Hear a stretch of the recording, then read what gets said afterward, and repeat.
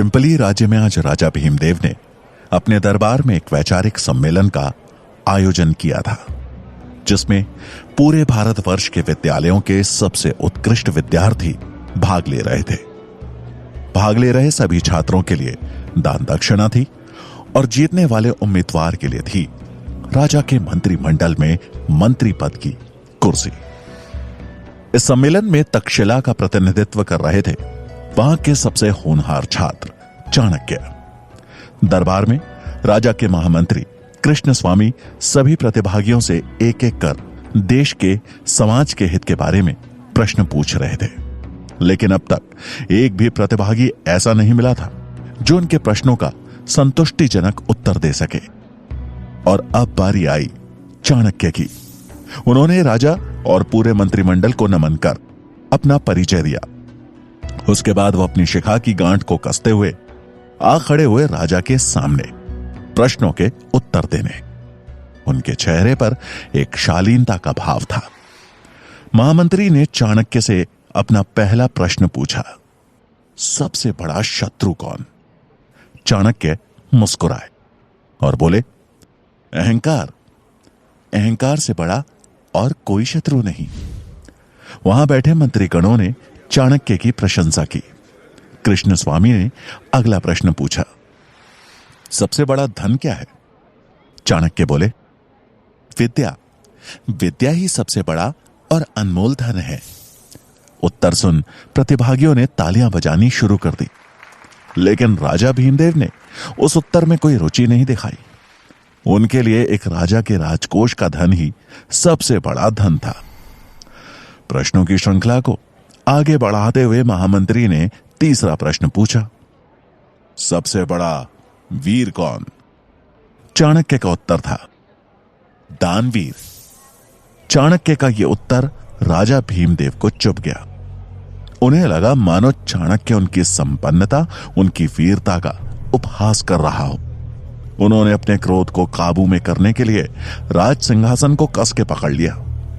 चाणक्य राजा की भावनाएं भांप गए, लेकिन बगैर किसी चिंता के भाव को उजागर किए खड़े रहे।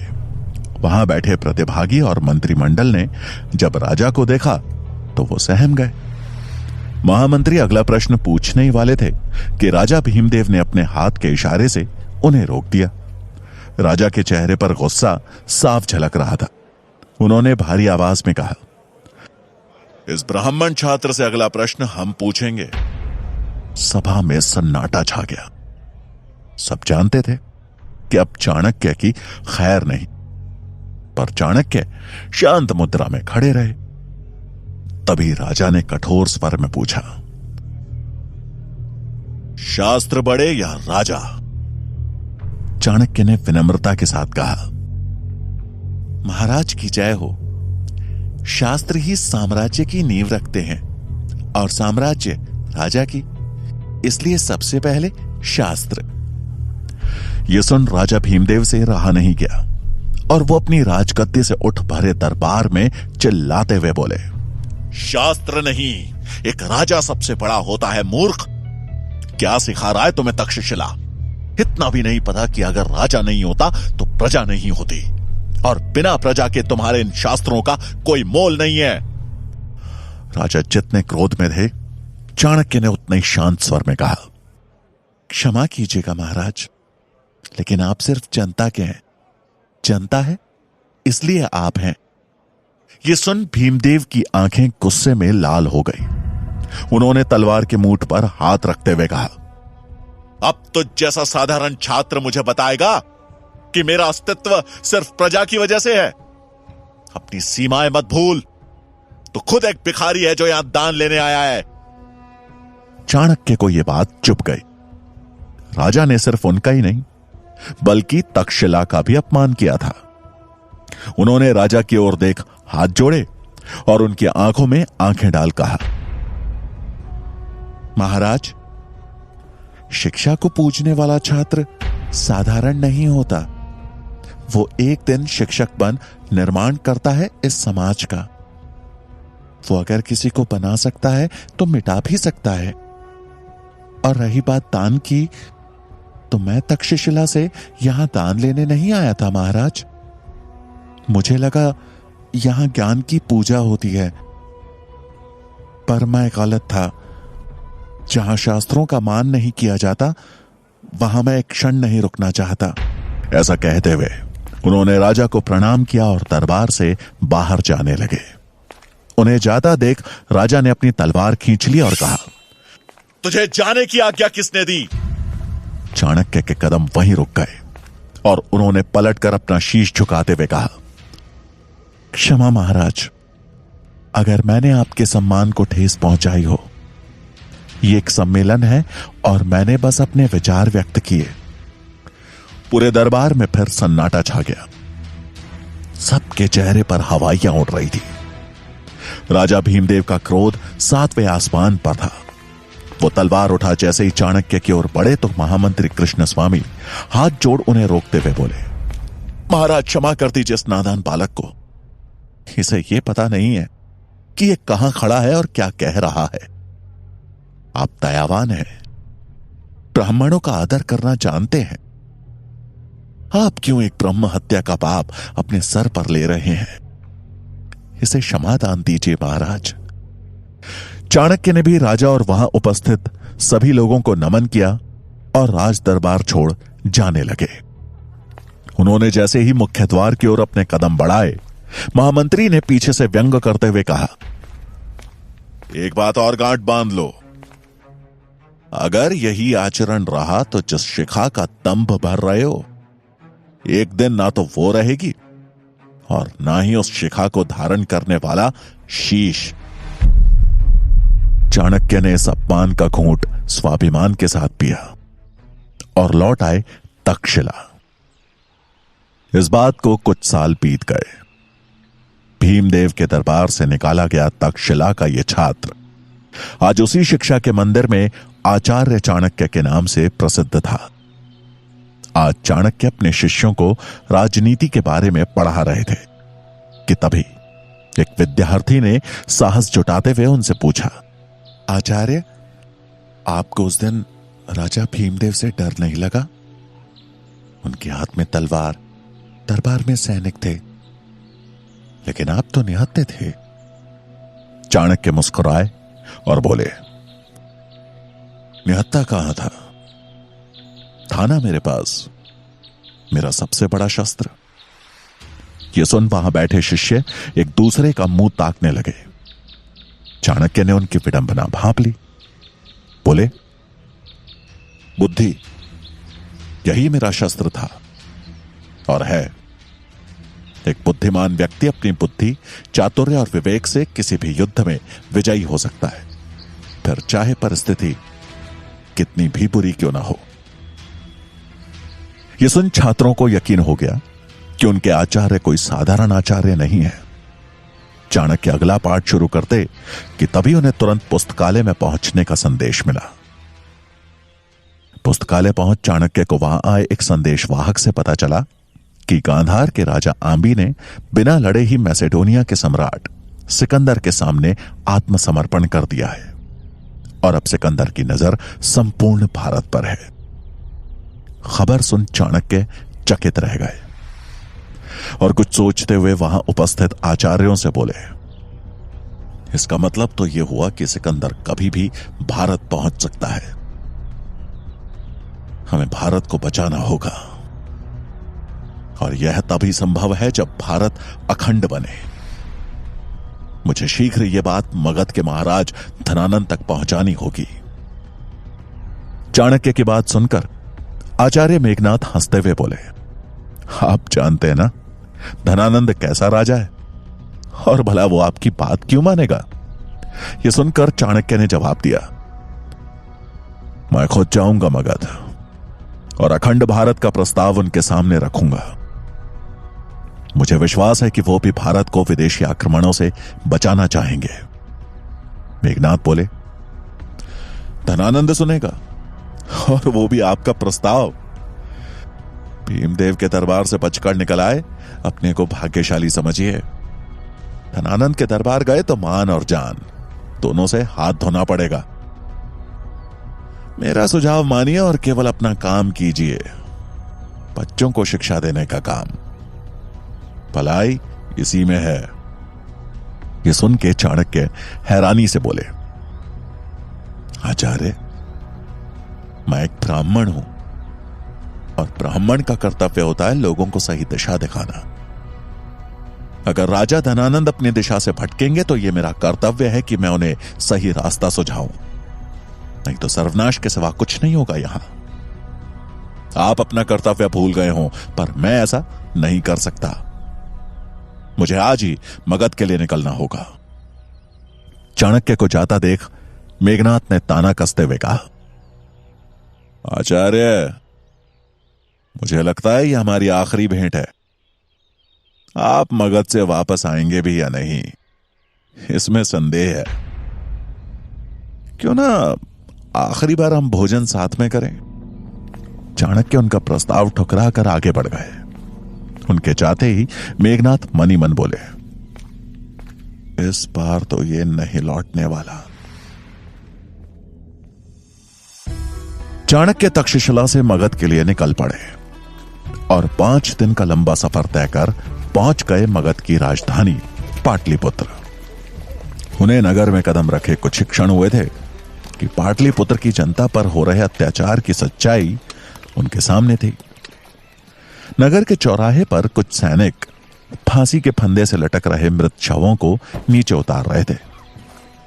ये देख चाणक्य को समझने में देर नहीं लगी कि उन्हें सामूहिक मृत्युदंड दिया गया है। शवों को देख के उनके परिजन जोर जोर से रो रहे थे। तभी एक महिला की आवाज उनके कानों पर पड़ी, जो अपने बेटे के मृत शरीर से लिपट वहां खड़े सैनिक से रोते रोते बोली, और कितने दिन हमें ऐसे ही अपनों को खोना पड़ेगा, और कितनों को मारोगे तुम लोग। अगर कर नहीं दिया तो क्या पूरी प्रजा को मार दोगे? कहां से लाए हम इतना धन? उस औरत की बात सुन उस सैनिक ने गुस्से में उसे धक्का मारते हुए कहा, ए बुढ़िया, अगर ज्यादा आवाज करेगी तो तुझे भी लटका दूंगा इसी फंदे पे। चल चुपचाप निकल जाए यहां से।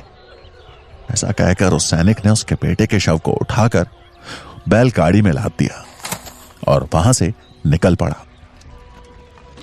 चाणक्य से यह देखा नहीं गया। वो दौड़ते हुए उस औरत के पास पहुंचे और उसे सहारा देते हुए बोले, मां जी संभल कर। ऐसा कहकर उन्होंने उस रोती हुई बूढ़ी महिला को एक पेड़ के नीचे बिठाया और बोले, मां, मैं आपका दुख तो कम नहीं कर सकता और ना ही मैं आपका पुत्र आपको लौटा सकता हूं, लेकिन इतना अवश्य कह सकता हूं कि शीघ्र ही इन परेशानियों का हल खोज दूंगा। मैं राजा धनानंद के दरबार जा रहा हूं और वचन देता हूं कि प्रजा के दुख से उन्हें अवगत कराऊंगा। ये राज्य ऐसे नहीं चल सकता। उन्हें इस समस्या का समाधान करना ही होगा। चाणक्य की बात सुन उस औरत ने आंखों में आंसू लिए ममता भरी नजरों से उनकी ओर देखा और बोली, आज पहली बार तुझे देख ऐसा लग रहा है कि मगध का हृदय अभी भी धड़क रहा है। तूने इतना ही कह दिया, मेरे लिए बहुत है पुत्र, लेकिन वचन मत दे, तेरे अंदर करुणा होगी, लेकिन जिसके पास तू जा रहा है उसका लहू पानी बन चुका है। अनुभव से कह रही हूं ये बात। मेरे पास देने के लिए कुछ है तो बस आशीर्वाद है। चाणक्य ने उनके पांव छुए और कहा, मुझे आपसे बस यही चाहिए था मां, आशीर्वाद दें। उस औरत ने उनके सिर पर हाथ फेरा और चाणक्य दृढ़ संकल्प लिए चल दिए राजमहल की ओर। चाणक्य जब महल पहुंचे तो द्वार पे खड़े द्वारपाल ने उन्हें रोककर पूछा, आप कौन हैं? चाणक्य ने उस द्वारपाल की ओर देखते हुए कहा, मैं तक्षशिला का आचार्य चाणक्य हूं। एक अति आवश्यक कार्य के लिए मेरा राजा धनानंद से मिलना जरूरी है। यह सुन द्वारपाल ने उनसे बड़ी विनम्रता से कहा, अभी महाराज व्यस्त हैं, आप यहीं प्रतीक्षा करिए, मैं महाराज को संदेश भिजवाता हूं। यह सुन चाणक्य वहीं पास में एक स्थान देखकर बैठ गए और राजा के संदेश मिलने की प्रतीक्षा करने लगे। उन्हें प्रतीक्षा करते करते शाम हो गई। वो जब भी द्वारपाल से राजा के बारे में पूछते तो उसका एक ही जवाब होता कि अभी राजा व्यस्त है। चाणक्य को समझ में आ गया कि अब सीधे हाथ से घी नहीं निकलने वाला, उंगली टेढ़ी करनी ही पड़ेगी। थोड़ी देर बाद उनकी नजर कुछ रसोइयों पर पड़ी जो कि महल के पीछे वाले रास्ते से अंदर जा रहे थे। चाणक्य को उनका मौका मिल गया था। उन्होंने अपना भेष बदला और उन रसोइयों की टोली में शामिल हो महल के अंदर प्रवेश कर गए। लेकिन राज दरबार तक पहुंचना अभी भी आसान नहीं दिख रहा था, क्योंकि अंदर एक द्वार पे खड़े कुछ सैनिकों ने सबसे आगे चल रहे रसोइयों को रोककर पूछा, कितने लोग हैं आज? उसने जवाब दिया, आज भी 10 लोग हैं। यह सुन एक सैनिक ने गिनती शुरू कर दी कि तभी चाणक्य का दिमाग तेजी से चलना शुरू हुआ। उन्हें जल्दी उपाय ढूंढना था, नहीं तो वो पकड़े जाते। जिस तीव्रता से उनका दिमाग चल रहा था उसी तेजी से उनकी नजरें भी घूम रही थी। इधर सैनिक की गिनती 6 तक पहुंच चुकी थी। तभी चाणक्य की नजर सामने रखे फूलदान पर पड़ी और उन्होंने चालाकी से उस फूलदान को गिरा दिया। ये देख कतार में खड़े रसोइये उस फूलदान को उठाने के लिए एक साथ झुंड में हो गए।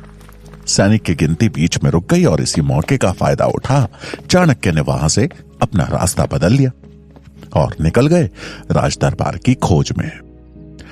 वो एक जगह रुक वापस अपने भेष में आए और कुछ ही देर में वो राज दरबार के अंदर थे।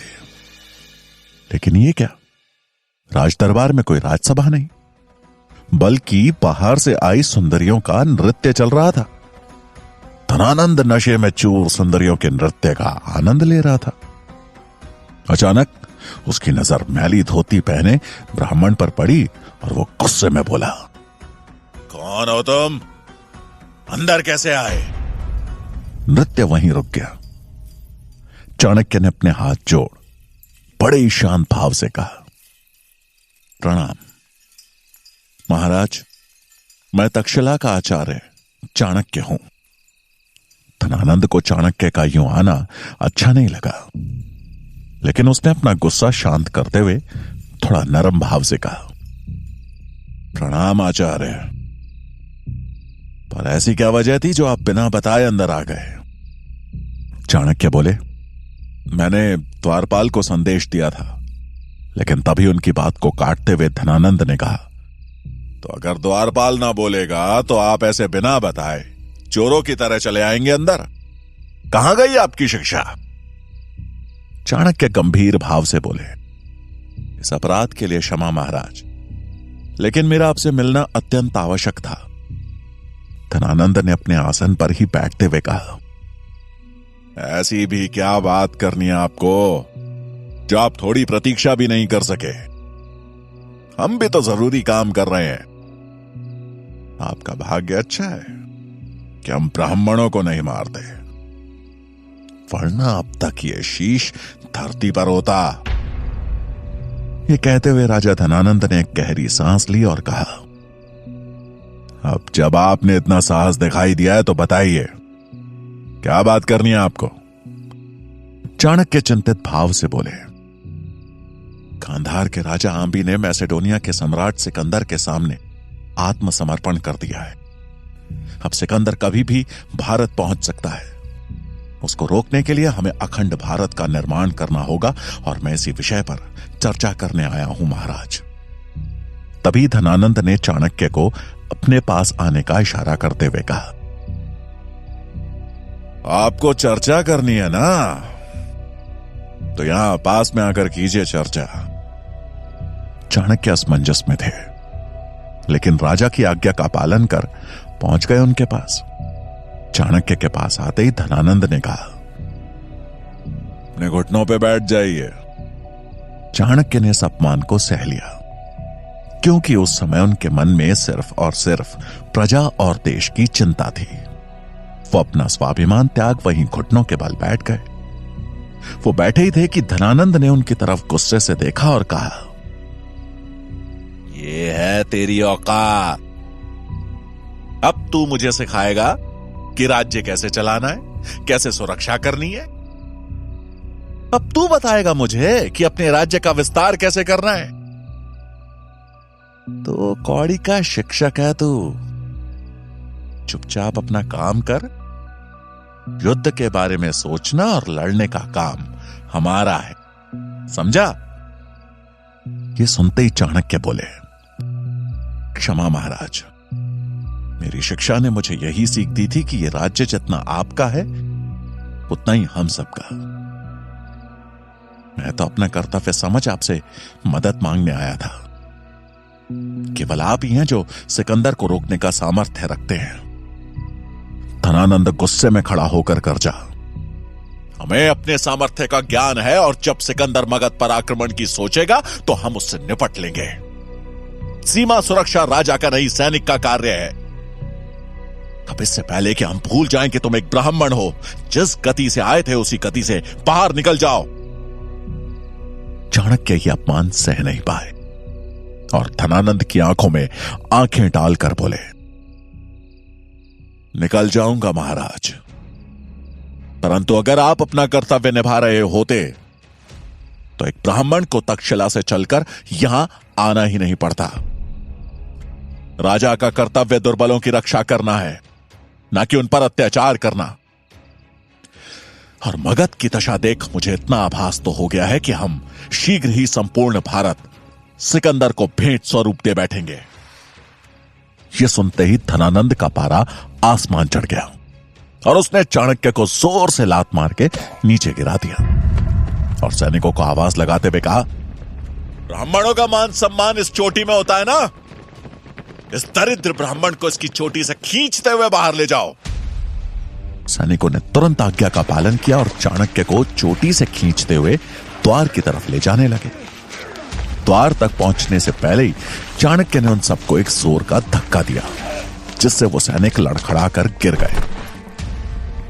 अब चाणक्य ने अपनी शिखा खोलनी शुरू की और गुस्से में उबलते हुए धनानंद की तरफ बढ़ते हुए गर्जना की, धनानंद, मुझसे भूल हो गई कि मैं तो जैसे पापी से ये उम्मीद लगा बैठा कि तू बचाएगा इस देश को। एक शिक्षक का, एक ब्राह्मण की शिखा का अपमान किया है तूने। तो इस शिखा की सौगंध मैं, चणक पुत्र चाणक्य, तक्षशिला का आचार्य, आज ये प्रण लेता हूं कि जब तक तेरा और तेरे इस नंद वंश का सर्वनाश कर मगध की राजगद्दी पे एक योग्य राजा ना बिठा दूं, मैं ये शिखा नहीं बांधूंगा। ये बोल चाणक्य वहां से तेजी से निकल गए। धनानंद उनकी बात सुन गुस्से से लाल हो गया और उसने अपने सैनिकों को आदेश दिया, अगर ये ब्राह्मण फिर से इस राज्य के आसपास भी दिखा तो इसका सर कलम करके बीच बाजार में लटका देना। धनानंद से मिले अपमान के बाद चाणक्य ने उसे दिन मगध छोड़ दिया और अब उनके जीवन का लक्ष्य था एक अच्छे राजा का चुनाव करना, जो दयालु हो, पराक्रमी हो, जो प्रजा के हित के बारे में सोचे और एक अखंड भारत का निर्माण करे। तक्षशिला की तरफ बढ़ते हुए जब वो जंगल से होकर जाने वाले मार्ग पर चल रहे थे तो उनकी नजर उसी मार्ग पर आगे चल रहे एक 14 साल के बच्चे पर गई। वो बच्चा अकेला था। वो दिखने में पतला था लेकिन उसका शरीर फुर्तीला था। उस बच्चे ने एक मैली सी धोती पहनी थी। उसकी कमर में एक गुलेल लटकी थी। वो बच्चा शिकार पर निकले किसी चीते की तरह घात लगाए धीमे धीमे आगे बढ़ रहा था। उसे देख चाणक्य को उत्सुकता हुई और उन्होंने मनी मन कहा, ये बच्चा सुनसान जंगल में क्या कर रहा है? अब चाणक्य भी धीमे पांव उस बच्चे के पीछे पीछे चलने लगे। तभी उन्होंने देखा कि वो लड़का 2 लोगों का पीछा कर रहा है। कुछ दूर पीछे चलने के बाद चाणक्य ने देखा कि वो बालक जिन 2 लोगों का पीछा कर रहा है वो भी एक अकेले चल रहे यात्री का पीछा कर रहे हैं। ये देख चाणक्य को समझने में देर नहीं लगी कि वो दोनों लोग लुटेरे थे और अपने आगे चल रहे यात्री को लूटने की मंशा से उसका पीछा कर रहे थे। लेकिन तभी वो बच्चा हवा के झोंके की तरह गायब हो गया। ये देख चाणक्य अचंभित हुए और इससे पहले कि वो कुछ समझ पाते, उन लुटेरों ने अपनी कमर से कटार निकालते हुए उस आदमी पे हमला कर दिया। चाणक्य उन लुटेरों को रोकने के लिए आगे बढ़े थे कि तभी उन लुटेरों पे किसी ने गुलेल से हमला किया और वो तुरंत ही जमीन पे गिरकर मूर्छित हो गए। हैरान हो चाणक्य ने जब नजर दौड़ाई तो सामने पेड़ पे बैठा वो बालक दिखा। उसके हाथ में गुलेल दिखी। छलांग मारकर वो बालक पेड़ से नीचे उतरा और उस यात्री के पास पहुंचकर बोला, आप ठीक तो हैं? आपको चोट तो नहीं आई? वो आदमी अपने सामने खड़े इतने छोटे बच्चे की बहादुरी देख अचंभित था। उसने उस बच्चे का धन्यवाद करते हुए कहा, तुमने मुझे सही समय पर इनसे बचा लिया, नहीं तो आज मेरी जान ही चली जाती। उसकी बात सुन वो बच्चा बोला, अरे नहीं, वो आपको जान से नहीं मारते, वो तो बस लूटपाट करके चले जाते। लेकिन अब आप सुरक्षित हैं, आप जा सकते हैं। उस यात्री ने अपना सामान समेटा और आगे बढ़ गया। चाणक्य वहीं खड़े हो सब देख और सुन रहे थे और फिर उनकी नजर उन लुटेरों पे गई जो अभी भी जमीन पर मूर्छित पड़े थे। बच्चे की नजर जब चाणक्य से मिली तो उसने उनके चेहरे के भाव को पढ़ते हुए तुरंत कहा, आप चिंता मत कीजिए, इन्हें कुछ नहीं हुआ है। थोड़े समय बाद ये उठ जाएंगे, पर तब तक वो यात्री दूर पहुंच चुका होगा। ये बोलकर वो बच्चा जाने लगा तो चाणक्य ने उससे पूछा, तुम्हें कैसे पता कि इन्हें कुछ नहीं हुआ? बच्चा बोला, क्योंकि मैंने उन्हें ऐसी जगह मारा है जिससे वो सिर्फ मूर्छित हुए हैं, उनको कहीं चोट नहीं लगी है। उसने फिर उन लुटेरों की तरफ देखते हुए कहा, ये लोग भी विवश हैं, पर इसका मतलब ये तो नहीं कि चोरी करें। मेरे लिए वो यात्री और ये दोनों समान हैं। चाणक्य उस छोटे से बच्चे की बात सुन के मंत्रमुग्ध हो गए और बोले, क्या नाम है तुम्हारा? बच्चे ने उत्तर दिया, चंद्रगुप्त। चाणक्य ने बच्चे के सिर पे हाथ रखा और मन ही मन बोले, मगध का भविष्य दिख रहा है मुझे। एक राजा में दया और वीरता का संतुलन होना चाहिए। मनुष्य को उसकी प्रकृति के अनुसार पहचानने की नजर होनी चाहिए, तभी वो न्याय कर सकने में सक्षम होता है।